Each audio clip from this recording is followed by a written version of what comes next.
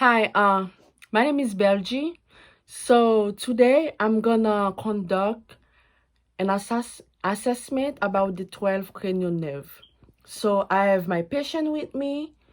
To start, what I'm gonna do first, I'm gonna do hand hygiene. And then after the hand hygiene, I have all my supply ready. And then I have my stethoscope, I have my tongue depressor, I have my flashlight. I also have to check for this for the nerve, okay? So before I start, I'm gonna introduce me to my patient and then check the patient ID before I start. Hi. Hi. My name is Belgie. I am one of the nursing students. So I'm here to assess your 12 cranial nerve. Can you tell me your name and date of birth, please? My name is Joseph Pierre. My birthday is 03/9/84. Okay, good. Okay. So I'm gonna do the cranial nerves. So what I'm gonna do, I'm gonna assess your nerves, okay? Please let me know if you want me to stop. Also, if you have any discomfort, let me know, okay?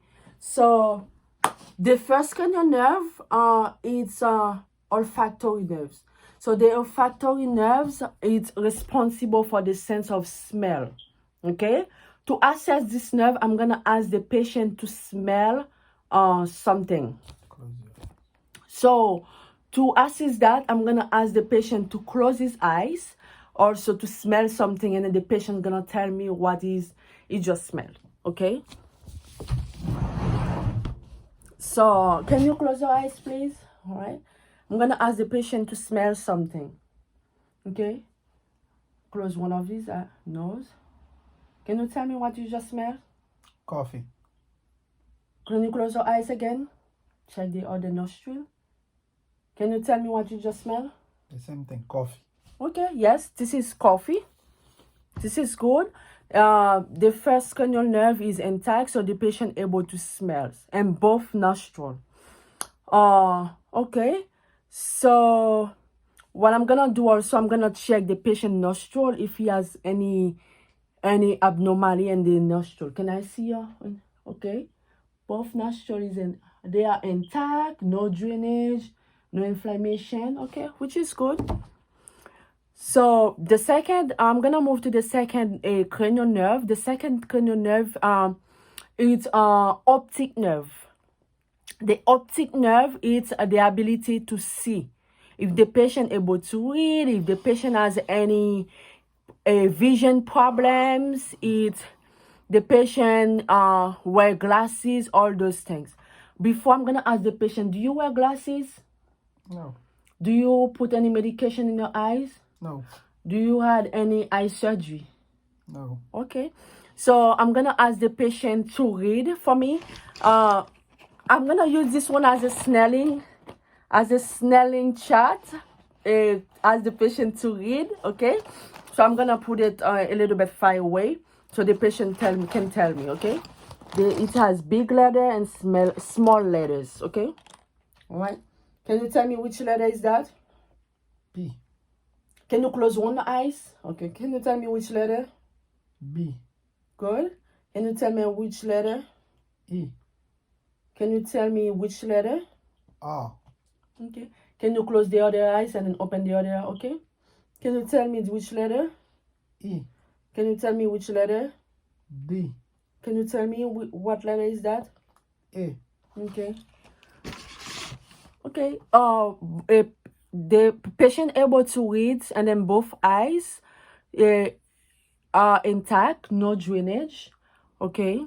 The patient able to read in both eyes. Okay, which is normal. So I'm gonna move to the third cranial nerve. So the third cranial nerve is ability for the patient to blink his eyes, if the patient able to blink his eyes. So I'm gonna ask the patient to blink his eyes for me. Can you blink your eyes? Do you have any pain when you do that? No. Okay. The patient able to blink his eyes, so which is normal. So I'm gonna move to the fourth cranial nerve, which is like the trochlear nerves. The trochlear nerves is responsible for the patient to move his eyes up and down and side to side. So I'm gonna ask the patient to move his eyes up and down and side to side. Can you move your eyes up and down for me? Okay. Can you do it side to side? Okay, which is good. Okay, after the patient do that, I'm gonna inspect the eyes to see if the patient has any abnormality in the eyes. Okay, can I check in your eyes? Okay, do you have any drainage? Okay, No. both eyes look intact, no drainage, no swelling, which is normal. Okay, for now I'm gonna move for the cranial nerve number 5. It's a big cranial nerve. It's responsible for many things. It's responsible for facial sensation, is responsible for the taste, also is responsible for when the patient chews something, the jaw chew something. So before that, I have a small piece of paper, so I'm gonna to check for the sensation in the face. Okay, I'm gonna check it on both sides. So I have this one, so I'm gonna pass it all over your face. Tell me if you feel it, okay? Yeah. You feel it? Yeah. Okay. Do you feel it? Yeah. Okay. The patient has good sensation in both sides of his face, which is good. So also I'm gonna ask the patient to grind his teeth to see if both sides working well together. Can you chew something like okay? Uh both sides are symmetrical, and then both sides are intact. Okay, which is good. So I'm gonna move to the cranial nerve 6. The cranial nerve 6 is responsible for the cranial nerve 6 is abducent nerves, is responsible for the eyes to move side to side. Okay, can I'm gonna ask you to move your eyes this side, both eyes. Move it one side first, this side. Okay, can you move it the other side? Don't turn your head. Keep your head straight. Just your eyes. Can you move it the other side? This side, the other side. Do you have any pain when you do that? No. Okay. Okay, for the cranial nerve 7, the cranial nerve 7 is the facial nerve. So the facial nerve, I'm gonna check for the facial expression, if the patient able to do some movement with his face, if both sides working very well. Okay, so I'm gonna ask you to pop off your cheek. Pop off your cheek, both sides. Okay, I'm gonna ask you to phone your do like that. Okay, patient able to pop up his cheeks, both sides are equal. Also he is able to phoning his forehead, which is normal. I'm gonna move to the cranial nerve 8. The cranial nerve 8 responsible for hearing. Hearing is auditory nerves.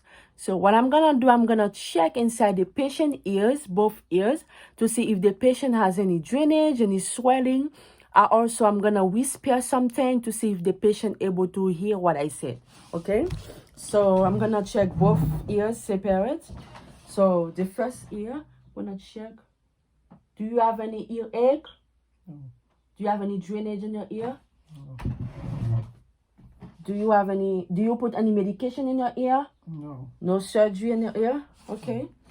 Both ears are intact, no drainage, no swelling. So now I'm gonna whisper something to see if the patient able to hear in both ears, okay? What's my name? Correct. The patient can hear in this ear. The other one. What today? Okay. So the patient's able to hear in both ears when I whisper to the patient. Now I'm gonna move to the cranial nerve 9, which is like glossopharyngeal nerve. This nerve is responsible for swallowing and taste. It's located in the back of the tongue. I have my tongue depressor. I also have my pen light. I'm gonna check for the inside and the top and the back of the tongue. Okay? Can you say ah? Okay. Okay. Say ah. Ah, Okay. Yes. So that cranial nerve, are you able to swallow? yeah. Can you swallow? Do you have any pain when you swallow? No. Okay. Okay, the patient has no lump, so the patient is able to swallow. Also, the uvula is midline. No swelling in the tongue, no swelling in the neck, which is good. So I'm gonna move to the cranial nerve 10. So the cranial nerve 10 is responsible for digestion and the heart rate. So I'm gonna ask the patient how is that his digestion and if he has any heart problems. Okay. Can you tell me if you have any digestion issue? No. Okay. Do you experience any heart palpitations? No. Okay. The patient mentioned that everything is okay. He doesn't have any digestion issue, any heart palpitation issue, which is good. So I'm gonna move to the cranial nerve 11. Cranial nerve 11. I'm gonna ask responsible for the shoulder and the neck. I'm gonna ask the patient to do some movement with the shoulder and the neck. Okay. So can you shrug your shoulder for me? Okay.